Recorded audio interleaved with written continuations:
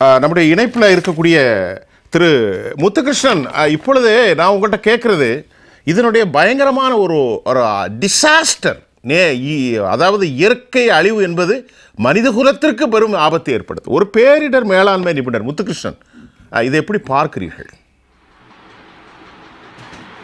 இப்போ இயற்கை காடுகளை காங்கிரீட் காடுகளாக மாற்றுங்கிற திட்டங்கள் தான் அதிகமாக இருக்குது. முதல்ல நான் சொல்ல வர்றது. அடுத்தது இந்த இந்த இந்த லேண்ட்ஃபார்ம்ஸ் எல்லாம் பார்த்தீங்கன்னா it's is not a manmade, it's is a genetic formation of the lands. ஜெனட்டிக்னா கிட்ட ஒரு நாம இப்ப வீடு கட்டிடலாம், பில்டிங் கட்டிடலாம், ஆனா இந்த இயற்கையா அமைக்கப்பட்ட இந்த இடங்களை எல்லாம் நாம உருவாக்கவே முடியாது. சரி, இதற்கு நிலத்தோற்றங்கள் நில அமைப்பும் காரணமா இருக்குது. இப்ப சென்னையை பொறுத்த வரைக்கும் பார்த்தோம் அப்படின்னாக்கா நமக்கு மற்ற விருந்தினர்கள்லாம் தெளிவான அந்த புள்ளி விவரங்கள்லாம் தெளிவாக சொல்லியிருந்தாங்க. இப்ப இருக்கிற ராம்சார்ல இருக்கிற 550 ஹெக்டேர் லேண்டு 50 ஸ்கொயர் கிலோமீட்டர் இருக்க வேண்டிய இடம் இப்ப 10 ஸ்கொயர் கிலோமீட்டர் சுருங்கி இருக்குது. இப்ப இங்க சிஆர் செட்னு சொல்லிட்டு ஒரு நோட்டிபிகேஷன் இருக்கு. 2011 இருந்து ஆரம்பிச்சு கொண்டு போனது 2019 சில மாடிஃபிகேஷன் பண்ணி கொஞ்சம் அமெண்ட்மெண்ட்லாம் பண்ணிட்டு சைலேஷ் நாயக் கமிட்டியில ஒரு திட்டங்கள் கொண்டு வந்தாங்க. ஏற்கனவே சிஆர்எஸ் 4 மண்டலங்களாக பிரித்திருந்தாங்க. அதுல முதல்ல sensitive eco system, ecologically sensitive eco சிஸ்டத்தை தொடவே கூடாது அப்படின்னு சொல்லி இருந்திருக்காங்க. இப்ப அதை 1A 1Bன்னு கொண்டு வந்தாங்க. 50 மீட்டருங்கிற கடற்கரை HTL, அதாவது ஹை டைட் லைன்ல இருந்து ஆரம்பிச்சு 50 மீட்டர் தூரம் வரைக்கும் உள்ள பகுதிகள் எல்லாம் ஜோன் 1ங்கிற மாதிரி கொண்டு வந்திருக்கிறாங்க. அந்த கொண்டு வந்ததுல சில மாற்றங்கள் செய்து கழிமுக பகுதிகள், ஆற்று கழிமுக பகுதிகள், இல்லாட்டி கிரீக்கு, எண்ணூறு கிரீக்கு, நம்ம அடையாறு கிரீக்கு, இது மாதிரி பகுதிகள்ல சாண்ட் பார், இந்த மாதிரி இது நம்ம இப்ப வெட்லாண்டுன்னு பேசிட்டு இருக்கோம். இதை தவிர பல சென்சிட்டிவ் ஈகோ சிஸ்டமும் நம்ம நிறைந்து இருக்கிற பகுதி தான் நமது. சென்னையில தீவுன்னு ஒண்ணு இருக்குது, உங்களுக்கு தெரியும், குப்பில் ஐலாண்டுன்னு சொல்லிட்டு ஆரியபுரத்துல இருக்குது. அந்த ஐலண்டுங்கிற பாதுகாப்பு இடத்துல தான் சன் நெட்வொர்க், அந்த சன் நெட்வொர்க், சிஎம்ஏ பில்டிங், இது எல்லாமே அங்கதான் இருக்குது.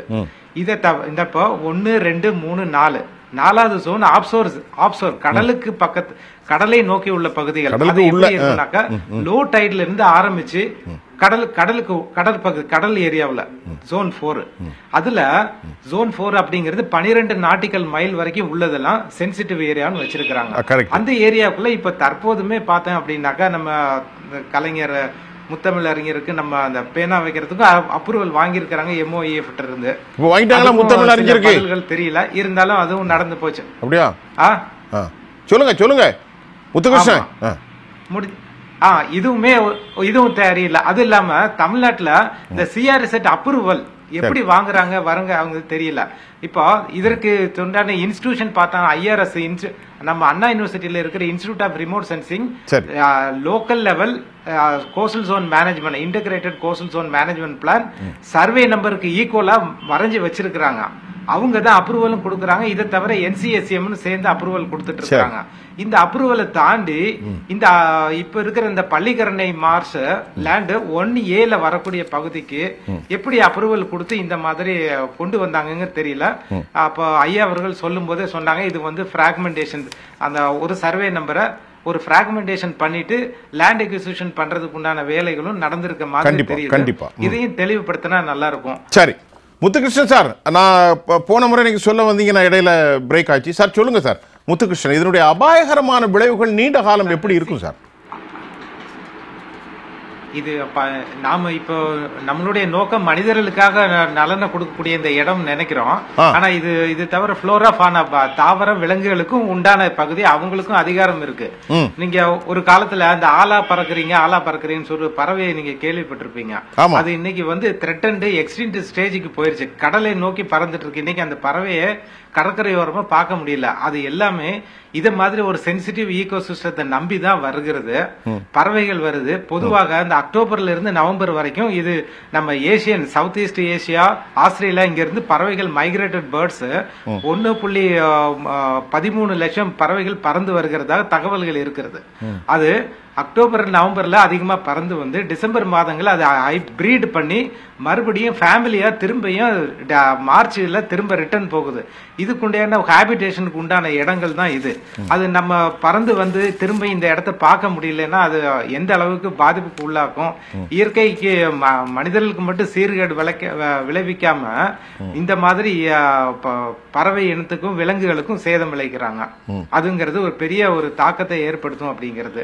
அடுத்தது இந்த சதுப்பு நிலங்கத்திற்கு ஆதாரமாக விளங்கக்கூடிய பக்கத்தில் இருக்கக்கூடிய நீர்நிலைகள் அதையும் சேர்த்து பாதுகாக்க வேண்டும். இது ஒன்று மட்டும் போதாது. இப்ப சென்னையை சுத்தி கிட்டத்தட்ட ஒரு 5 ஏரிகள் இருக்கிறது. 5 ஏரிகளுமே உதாரணம் சொல்லலாம் அப்படின்னாக்க செம்பரம்பாக்கம் சுத்தியுமே வெட்லேண்ட்ஸ் இருக்குது. நாம இதை பார்த்துட்டு இருக்க நேரத்தில் அதையும் விட்டுடக்கூடாது. ராம்சார் கொடுத்த 21 வெட்லேண்ட் ஐடென்டிபிகேஷன் பண்ணிருக்கிறாங்க. அதுல மார்ஸ்லேண்ட் இன்லேண்ட்ல இருந்ததுன்னா நன்னீர் ஈரநிலம்ங்கிறோம். கடற்கரை இருந்துச்சுனாக்கா உவர்ப்பு, அதாவது பேக்ரிஷ் வாட்டர் ஏரியாங்கிறதையும் வச்சிருக்கிறோம். இந்த மாதிரி கடல்களினால் தோன்றக்கூடிய நிலங்களும் ஆறுகளினால் தோன்றக்கூடிய இடங்களும் நம்ம வெட்லேண்டுன்னு கருதிட்டு வச்சிருக்கிறோம். இது எப்படி அப்படின்னாக்கா நம்ம வருங்காலங்களில் வறட்சிக்கு ஒரு தற்பாதுகாப்புக்கு உண்டானதாக இருக்கிறது.